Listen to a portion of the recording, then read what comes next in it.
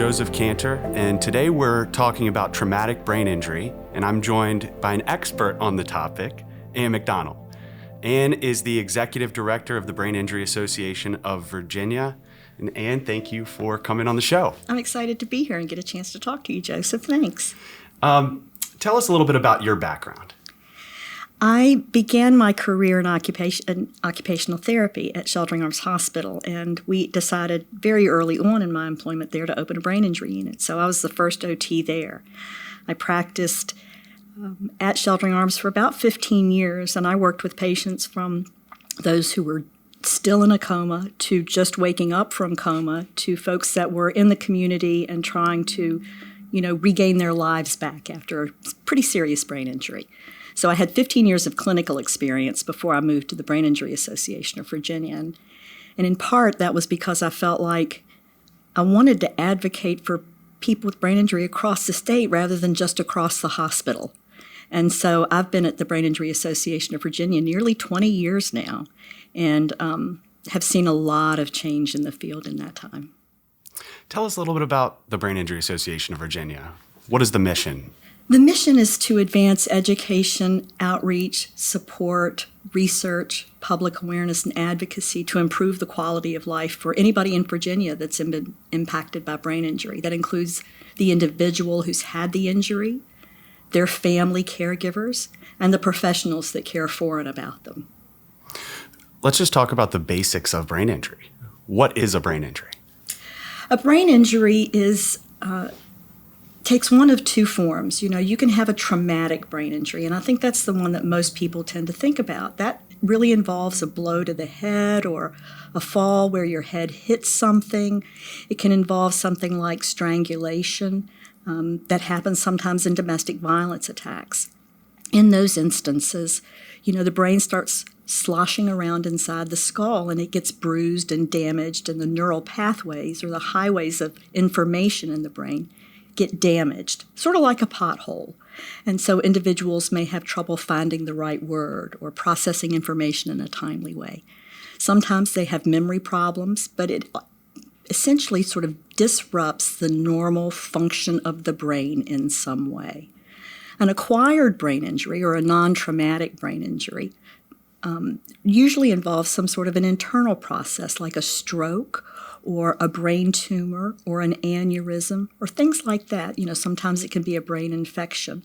Those sorts of damages are very different from what you see in a traumatic injury because they tend to be what we refer to as focal, just sort of affecting one part of the brain. But when someone has a traumatic brain injury and the brain, like I said, sort of gets moved around inside the skull, the whole brain becomes impacted and can sometimes lead to a wide constellation of cognitive, physical, and behavioral deficits. You talked about this a little bit, but what are the most common causes of brain injury? The number one cause, interestingly enough, is falls, and it's growing among the elderly, particularly as people grow older for longer than they used to. It's also pretty common in kids who are learning to walk or riding bikes and that sort of thing. The number two cause of traumatic brain injury is car accidents, and we have seen that drop substantially over the years as cars have gotten safer and people are using seat belts more and that sort of thing. Strokes can be a result of cardiovascular disease, and aneurysms are just sort of a weird anatomical anomaly inside the brain. I know you've dealt with dozens, if not hundreds, of brain injury survivors and their families over the course of your career, and we want to hear some of your favorite stories of survivors of brain injury and what they went through. Well, I have these stories of people who were just waking up from coma, and some of those are pretty funny. And I have stories from folks that have been attending our summer camp program for years. So the first one that I always think of in the hospital is this young man who had been in a car accident, and he had gone to MCV to be stabilized. And he had what we used to call the MCV haircut. They only shaved the part of his head that had to be operated on, and this guy had long hair. So he had almost no hair on one side of his head, really long hair on the other side of his head. And so he came to Sheltering Arms for rehab, and he'd been about 2 weeks out of the injury, and he'd been with us about 10 days, and he hadn't spoken a word at MCV or at Sheltering Arms. And so like I did every morning, I walked in and I said, "Good morning, John, I'm from occupational therapy. It's time to get up and get going." And so he got up and he was participating in getting bathed and all of that, sort of dressing himself. And so we got over to the mirror and I said, "You need to brush your teeth and comb your hair." So he brushed his teeth and he started to comb his hair and he had his head down like this. And I said, "John, I think when you comb your hair, you need to look up in the mirror and watch what you're doing." And he looked up and all of a sudden his eyes got real big and he said, "What the hell happened to my hair?" First words he spoke in 2 weeks, 3 weeks. And I said, "Yes, he's in there." So that was, and trust me, I cleaned up that language. I'm sure you did. And interestingly enough, so I was just telling this story the other day, it also involves hair. I just realized that. So we had a young man at camp, and on Monday nights we have a kickball game. And Susan Connors, who is the president and CEO of the Brain Injury Association of America, loves kickball. So she was in town and she decided to join us for the game. So afterwards, she was going around and she was introducing herself to campers, and she introduced herself to Doug. And she said, "Hi, Doug, I'm Susan." And Doug looked at her and he said, "What do you do?" And she said, "Well, I run the Brain Injury Association of America." And he looked at her and he said, "With that hair?" When the filter goes away, which frequently happens in traumatic brain injury, all of those things that are funny in our head but we know better than to say just sort of come out of the mouths of folks who are recovering from brain injury. And you can't help but laugh at a whole lot of them. I'm sure. And I had, some amazing and touching stories along the way. And, I can think back to hundreds of inappropriate things that got said that made me laugh and gave us an opportunity for educating, some things that are funny in your head need to stay in your head, Right. That kind of thing. One of the most amazing stories that I've known is that, I've talked a couple of times about camp, so I probably need to give you some background on that. So years ago when we got started, we were started by parents who had kids that were recovering from brain injury. And this is in the early 80s when we were just learning how to keep these folks alive. And there were no systems of care for them. And so our founder, who came to us after her son sustained an injury playing football at Douglas Freeman back in 1977, long before we were talking about brain injury in football. Right. She needed a break. And she was our founder, and she said, "I need a break. You guys need to figure out how to make that happen." And we said, "Yes, ma'am." So we created Camp Bruce McCoy. At the time it was called Camp Freedom, but the name changed to Bruce McCoy in honor of the first of the original group of campers to pass.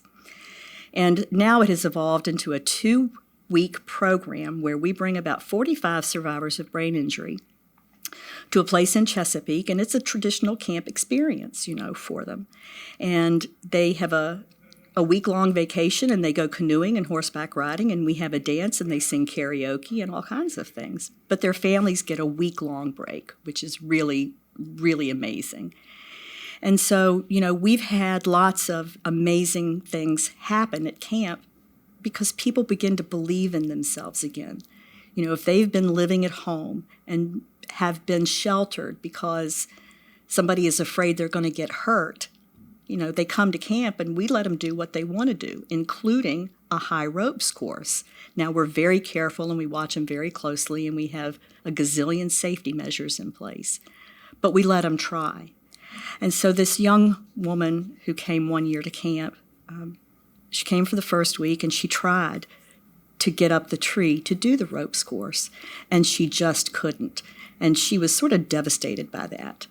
So we had a cancellation, and we asked her if she wanted to stay a second week, and she did, and she decided she was going to try that ropes course again. And the second week she got up, and she finished the course successfully.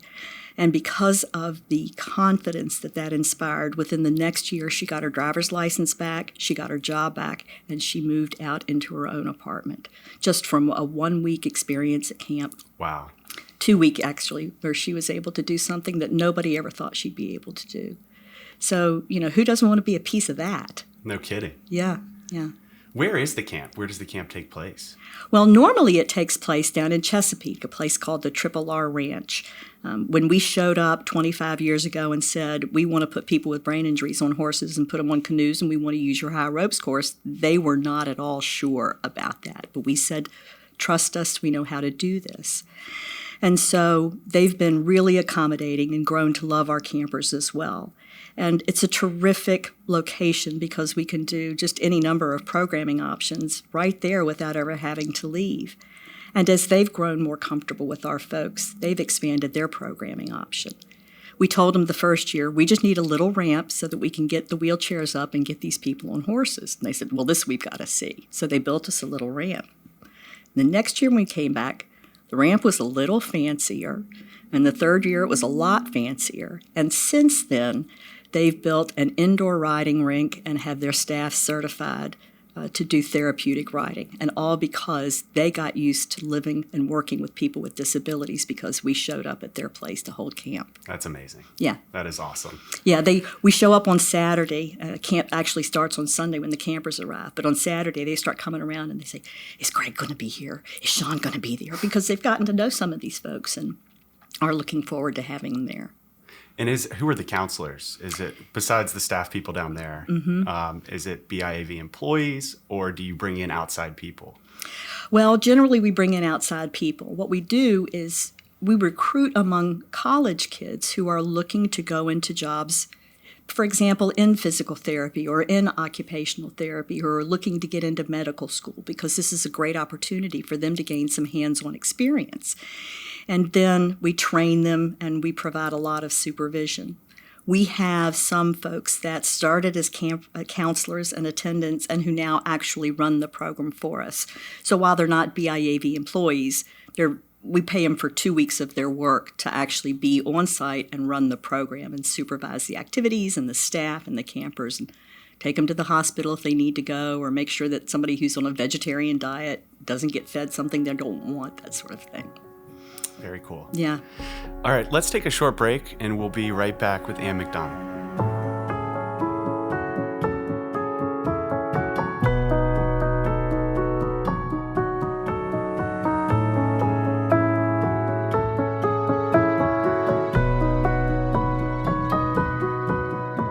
We are back with Anne McDonnell, and I know that you're a tireless advocate in the General Assembly for survivors of brain injury and their families. Tell us a little bit about your and BIAV's efforts in the General Assembly. Well, this year was certainly a very different year because of COVID. Normally, I go down to the General Assembly and I'm down there throughout the session and I'm talking to anybody who will listen. And sometimes I even ride the elevators just to wait to see who gets on. But this year it was a very different and more intentional effort of meeting with a number of legislators before the session. Generally, what happens is through a series of focus groups and surveys and talking to folks and doing some research, I'll begin to develop the kernel of an idea for some sort of advocacy effort for us to undertake. Most of the time, it is actually to address some sort of unfairness or social justice issue, or make sure that folks with brain injuries are treated as equally as anybody else. But there's always a public awareness component to the work that we do. So I'll go and I'll talk to a group of stakeholders that are going to be working with us on some advocacy efforts to see what I can get them to sign on to and what I think has some legs. And so we've done a number of initiatives over the year. We were one of the primary drivers of the Sports Concussion Bill, which is known in Virginia as the Student Athlete Protection Act. We were able to get some return-to-learn protocols put in place so that kids, when they're returning to school after a brain injury, are properly supported in the classroom during the recovery period. Last year, we were able to pass a bill that requires first responders to get some training on brain injury so that when they show up with somebody who's having the worst day of their life and maybe in the midst of a mental health crisis, that they understand that this person may have some cognitive deficits that could look like they were not being cooperative with the efforts of law enforcement in particular. This year, we were able to get 2 bills passed to update the definitions of brain injuries that are used to determine eligibility for services.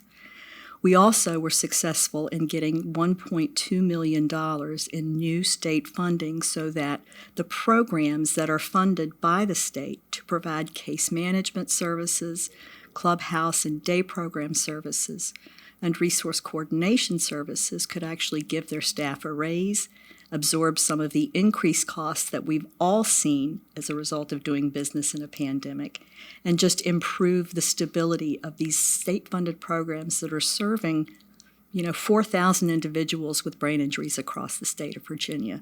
It's really a drop in the bucket. If you look at epidemiological studies and prevalence data and estimates, we have probably 300,000 Virginians who are disabled as a result of brain injury or stroke and who are living in the community who might benefit from services. That aren't receiving the services. Yeah. Yeah.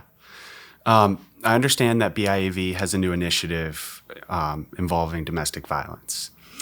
Yeah, so that's a really funny story. We asked last year in the General Assembly for money to do a project, and it didn't get funded. And so about 4 months after the General Assembly ended, I got this call from out of the blue from somebody at the Virginia Department of Health that said, "I hear you had a great idea. Tell me about it." So I pitched it to her right there, and my idea was that if we had some money, we could contract with 4 domestic violence programs across the state of Virginia and pair them up with 4 of the brain injury state-funded case management programs to screen individuals who are seen at the domestic violence programs for the presence of a brain injury. We know that there's a really significant link with brain injury and domestic violence. 50 to 90% of all assaults target the head, neck, or face. And in studies that have been done in other domestic violence programs, the numbers of individuals who've screened positive have been somewhere in the 70, 80, 90%. So what's been missing in those other screening efforts is an intervention piece. And I'm pretty bullish on that, because what's the good of screening somebody if they can't get some services? So our idea was that the domestic violence programs would screen these individuals and that the brain injury case management programs would be available to provide them technical assistance, to talk to them about services and resources that might be available. They might actually pick them up for services. BIAB's role in this project is basically to create the love connection between the domestic violence programs and the brain injury programs and provide technical assistance to both. So we've built a website on our page, and we've done webinars, and we've done a number of trainings. The brain injury programs have been trained on trauma-informed care, because it's not something that they talk about frequently, even though so many of their clients have been through trauma. And the training for the domestic violence programs is about brain injury. People get kicked out of domestic violence programs all the time, basically for being brain injured. They can't remember to follow through. They have some emotional lability. They can't seem to get their stuff together. They make bad decisions. They go back to their abusers. They can't get along with other people in the shelter because they have a, temper. They get kicked out for being brain injured. And I remember so distinctly the first in-service that I did on brain injury for domestic violence providers. I was talking about all of those things, all of the symptoms that we see survivors struggle with. And those people in the audience thought I was talking about the people that they serve. I was like, oh, no. I haven't started talking about your people yet. I'm talking about my people.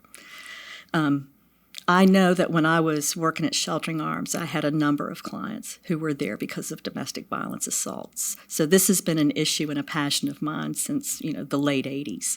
I actually had a patient one time who had killed his girlfriend and tried to kill himself in the domestic violence assault, but he survived.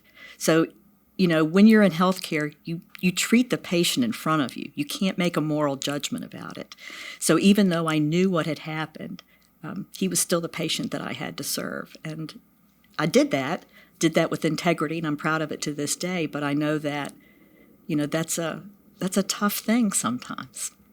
So we just got these folks up and running. The screening started February 1st. We're expecting some data to start coming in, and really excited to see if there's something that we can show in the work that we're doing about how an intervention makes a difference.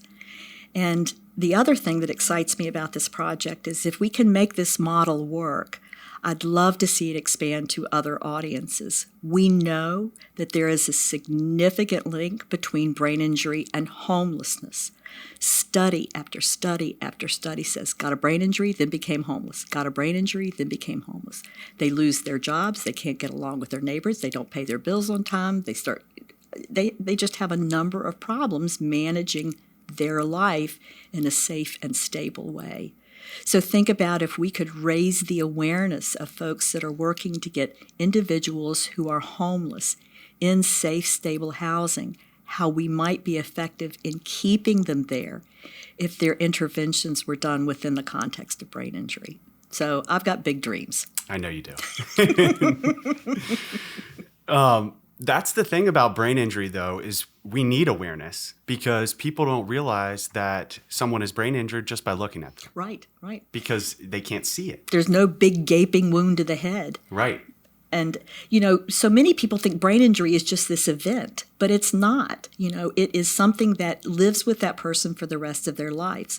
We know that brain injury is disease causative and disease accelerative. We know that it is a hidden cause of social failure. If you have a brain injury as a child and you are under 5, you are 4 times more likely to develop a substance use disorder. And the link between brain injury and behavioral health is significant as well. The link between brain injury and involvement in the justice system is significant. Years ago, we did a study with the Department of Juvenile Justice here in Virginia and with researchers at VCU, and we screened every child that was remanded into juvenile justice for the presence of a brain injury over 18 months, and it was 60%. Wow. And if you don't know that that's what you're dealing with, and you're not treating this individual in the context of brain injury and perhaps providing strategies for memory problems, behavior problems, it's like giving cancer drugs to a diabetes patient. Yep. It's just not going to work very well. You will not get the outcome that you are hoping for. Right. Yeah. Same thing with homelessness and being in the justice system and substance abuse. I mean, nobody realizes that the underlying cause is the brain injury. Mm-hmm. It's not something external. Mm-hmm. And, you'll appreciate this. One of the things that I say quite frequently is you cannot necessarily rely on a neurologist to help you deal with your brain injury. There are more than 600 neurological subspecialties. And so if somebody says you need a neurologist and that person goes to some neurologist who specializes in Parkinson's, again, you may not get the outcome you're hoping for. Right. You need somebody that really understands brain injury. What are the treatment options for brain injury? Well, they're tricky, and largely driven by insurance, which is just a damn shame. When I was working at Sheltering Arms, length of stays were 6 months, 8 months. I had one patient who was in the hospital for 14 months after her brain injury. And these days, you're lucky if you get two weeks or 4 weeks. Insurance companies are privatizing gain and socializing loss on the backs of people with brain injuries. And so when you're only able to be in the hospital for 2 weeks, you get a short burst of therapy, and then you go and your insurance limits your number of outpatient visits, and we are condemning people to a life that's less functional than it could be if they got therapy early on. In rehab hospitals, you get 3 hours a day of occupational therapy and physical therapy, and we work on individuals' abilities to move, walk, dress themselves, feed themselves. Sometimes it's paying bills and managing change and grocery shopping and cooking and driving a car. And we have therapists who are experts at understanding brain injury and being able to provide therapy in a way that they can continue to utilize and grow from. It needs to be given at the right time by the right people in the right place. As an occupational therapist, one of the things that I did frequently was something called task analysis, where we figure out exactly what the steps of a particular task are, say cooking. And we look to see what are the problem points, what are the pain points for someone with a brain injury? Is it organization and sequencing and planning, which is critical to cooking, but quite frequently impacted if someone has what's known as a frontal lobe injury. The frontal lobe is the seat of executive functions. It's what makes us executives of our own lives, if you think about it that way. And if the frontal lobe is damaged, those sorts of things suffer, and your ability to do things like remember to pay your bills on time or to do your laundry before you run out of underwear or any number of things are compromised. Mm-hmm. And treatment needs to be specialized too, because the symptoms differ from patient to patient. You're not always going to have a frontal lobe injury. You could have an injury to another part of the brain. You're right. You're right. Does brain injury shorten life expectancy at all? It does. I was talking earlier about Doug, and I guess it was last week we learned that Doug and another camper had passed away on the same day. The number of campers that I've known over the years that I've had to say goodbye to is really quite stunning when I start to add it up. Statistics tell us that brain injury will shorten the lifespan by an average of 7 years. And even for those individuals that have a mild brain injury, we see a statistically significant shortening of the lifespan. One of the things that we know that happens in brain injury, for example, is it can knock the endocrine system out of whack and people will develop diabetes. And diabetes is a complicated medical condition to manage under the best of circumstances. And if you have someone who has cognitive deficits or physical deficits, managing that diabetes becomes difficult, and that can shorten the lifespan as well. That's one thing that people don't realize is that a brain injury can affect every part of your body, every system in your body. We just think of it as affecting our brains and memory and concentration and emotions, but it really can have a physical impact on the rest of the systems of your body. And I think we're so lulled into this sense of security by how hard our skull is. But, the brain is this really squishy mass that, is about the consistency of congealed oatmeal. You could put your thumb through it with no effort at all. And how is it that blob built an interstate system and put a man on the moon and painted the Mona Lisa? I mean, when you think about it, it is the most amazing piece of architecture that was ever created. But because people don't understand how the brain works, we just take so much of it for granted. There's a woman that I know who had a mild brain injury, but we all know mild injury ain't mild. Well, we all don't know, but you and I know that. She fell on the ice at her son's 6th birthday party because he wanted to go ice skating. And she got knocked out briefly. This woman is a very accomplished professional with advanced degrees in 2 fields, and she had to retire early because that brain injury, that simple little bump to the head where she only lost consciousness briefly, has thrown her autonomic nervous system completely out of whack. And one of the things that happens to her sometimes, not all the time, which makes it really tricky, is that she'll stand up and her blood pressure will drop. She never knows when that's going to happen. Happened a couple of weeks ago in the bathroom, and she fell and hit her head against the bathroom vanity, knocked herself out, ended up with 6 stitches in her face, and now she's trying to recuperate from another brain injury that, just so random. Right. Another brain injury caused by her first brain injury. Exactly. And then there's the compounding effects of multiple brain injuries. It gets exponentially worse every, brain injury that you have. Yeah. I've said very often when I'm talking about this to audiences, it's not like 3 + 3 = 6. This is a case of 3 × 3 = 9 with every single brain injury that you have. After you have your first brain injury, you're 3 times at greater risk to have a second, and after your second, you're at 8 times greater risk to have a third. Right. I think people are somewhat starting to understand that because of the NFL. Oh, yeah. The NFL must have helped what you're trying to do in making the public aware of how brain injuries can affect people, and the fact that you don't need a traumatic blow to your head, one huge blow to your head to cause a brain injury. It can happen over repetitive hits like that.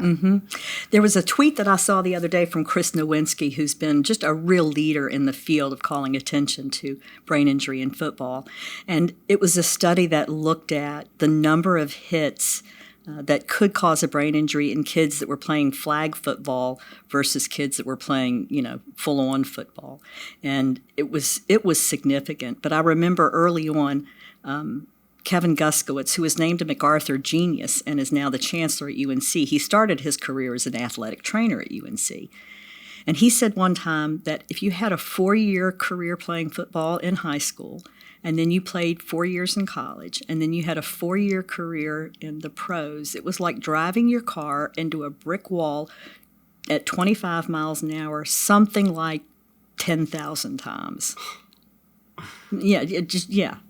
No one ever thinks of it like that. No. And I remember hearing that and it just being such a great illustration of what it was that we were talking about. It's not the one blow that does it in football players. It's repeated subconcussive blows. Yes. And that's what we're learning about and understanding. Yep. And it's a good thing that the public is learning about that too. Mm-hmm. It's leading to greater awareness, I think, all the way across the board. Yes. Yeah. Well, you're in a personal injury office today. Tell us about the connection between personal injury lawyers and BIAV and what you do. So I had a patient when I was at Sheltering Arms, and this was a gentleman who had been the manager of a furniture store. And he had gotten to work one early and found one of his employees breaking into the safe. He was trying to steal from his employer to support a drug habit. And the employee picked up a big wooden duck and bashed Ernie over the head and gave him his brain injury, a significant brain injury. Well, because that was a workers' comp case, Ernie had lots of options for treatment early on. But one of the things that nobody seemed to understand was that there was going to be a point that workers' comp stopped working, and without advanced planning and a lawyer on his side, one day he would be left without any supports at all. And that day was rapidly coming. So I called your dad. And he took care of Ernie, and I was forever grateful to him for that. And that's how he and I met, and we became fast friends. You know, so many folks with brain injuries don't understand what options are available to them, don't understand what their rights are, and don't have somebody fighting in their corner. I get so tired of hearing that personal injury lawyers are ambulance chasers, because sometimes you're the only one fighting for somebody who needs somebody in their corner. You know, patients who undergo medical malpractice, it's criminal. That's why you guys are lawyers. You know, and so many folks don't have an advocate on their side. They don't understand the magnitude of what this is going to mean for the rest of their lives and the supports and services that they may need. And not everybody who could benefit from a personal injury lawyer can get a personal injury lawyer. If you're driving your own car and you run it off the median and have a rollover, you know, that may not be a personal injury case because nobody did that to you. And so it's unfortunate. But if you have a case that could help you be supported for the rest of your life and give you an advocate and somebody in your corner, that's a really important piece of the continuum of care, the way I see it. Mm-hmm. And it's especially important because, like we were talking about earlier, brain injury is a silent disease. You don't see it on the outside. Mm-hmm. You can't tell, even sometimes by just talking to a person, that they have a brain injury. And our job as advocates of survivors of brain injury is to convince a jury or convince a judge to award compensation for all that person has gone through and all that they're going to go through for the rest of their life, because most brain injuries are permanent. Mm-hmm. And who better to know that? I mean, you know, one of the things that if you are working in brain injury that we all have in common is we are fascinated by the brain and so grateful that the one we have works. You're right. Because so many people don't. Yep. And so that's one of the reasons I'm always so grateful for personal injury lawyers who are practicing in the field, because we share this common love of the brain and we share a common understanding of what it means and what it can mean for somebody's life over the long haul. And given the number of challenges that people with brain injuries face on a daily basis, every little bit of help helps. Mm-hmm. There's no other way to say that, I think. Well, that's all the questions I have. Do you have anything else to add? No, I think that, well, I said no, and then I kept talking, didn't I? Well, okay. So yes, I do have a few more things to add. one of the things that I'd like folks to know is, what the Brain Injury Association of Virginia does. We've talked a lot about CAMP and we've talked about some advocacy, but I think that one of the things that we're most proud of is our information and referral program. We started this program back in 1983 when parents were struggling and there were no resources out there. So if someone calls BIAV, we can figure out, what it is that they need to know, if there's pieces of education that they need to understand about resources that are available to them outside of the hospital, if there are doctors that they need to see, what about support groups? If it's a complicated technical assistance sort of thing, we can help them figure out how to apply for Medicare or Medicaid and help them fill out forms. It's individualized.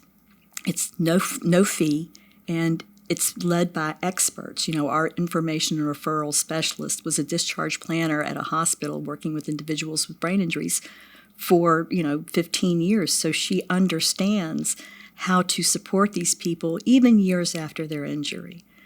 One of the things that we do when folks call us is we enter the information that they're telling us in a database. What's the primary reason that they called? What are they calling us about?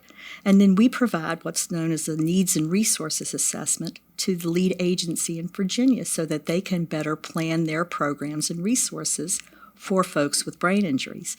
I can tell you that last year when we looked at the information in our database, 41% of people were calling us about living, housing.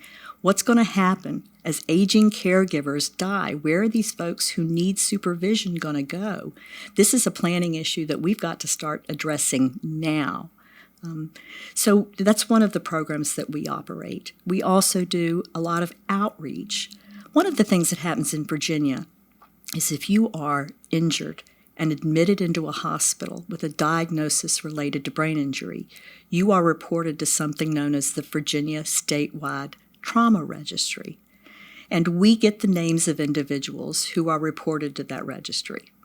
And we send out a letter that says, you've been seen in a hospital related to for a reason related to brain injury. If you're having trouble, give us a call and let us know. We're here to help you for what comes next. Some people get out of the hospital and doctors have said, you're going to be fine. And then they get home and they're not fine. And their life starts falling apart and they don't know why. And then they call us and they say, oh my God, I don't feel crazy anymore. Somebody understands. I thought I was losing my mind. So we do that outreach so that folks know that there's a place to turn for what comes next. We do an outreach mailing, and the one we did last year was to magistrates across the state to say, you're seeing people with brain injuries every day and you don't know it, and we'd like to tell you more about it.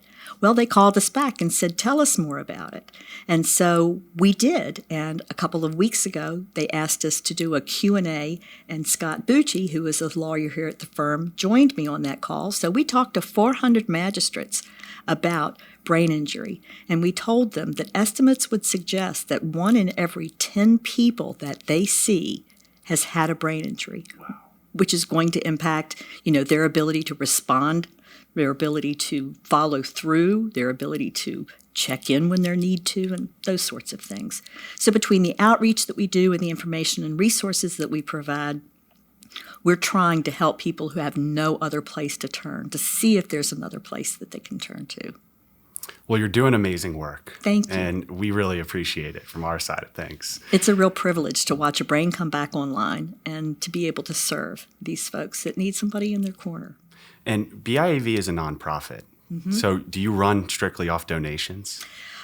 We do run some of our programs off donations. We have a couple of contracts with the state of Virginia. That $1.2 million, a little bit of that will come back to us as part of our state contract. But we do need donations because that doesn't pay for the advocacy work that we do. You can't use state dollars to lobby the state. So Camp Bruce McCoy is another instance of times that, the unrestricted money that comes to us from foundations and grants is very helpful. If anybody is interested in donating, you can go to our website. It's BIAV.net, as in Brain Injury Association Virginia.net. And there's a Get Involved tab, and you can look there. There are other ways that you can be involved with BIAV too. You can become a member. You can offer to serve on one of our advisory boards. We're looking for speakers who who would be willing to go out to me when I talk to audiences to share what it's like to have survived a brain injury, to share a picture of what their daily life is like now, to add understanding. Because sometimes I can stand up there all day long and talk about it, but nothing brings it home like the individual. You know that. You're a trial lawyer. Absolutely. Yep. Yeah. Well, you also have the golf tournament. We didn't talk about the golf tournament. My favorite thing. Because you're quite the accomplished golfer. Wouldn't say that. But any people that want to play in the golf tournament, sign up. You can sign up online. It's Columbus Day. Mm-hmm. Yeah, I think we've got the save the date up on the website already. And it's a great day. We generally have a lot of fun. If the weather holds, it's beautiful. It's beautiful. If the weather holds, you people golf anyway. I don't understand that. But you're happy, I'm happy. Exactly. Thank you so much, Anne. This was great. We really appreciate you being here today. Well, thanks for the opportunity, Joseph. I think this is the longest conversation you and I have had, and I hope it's not the last one. It won't be. Thanks.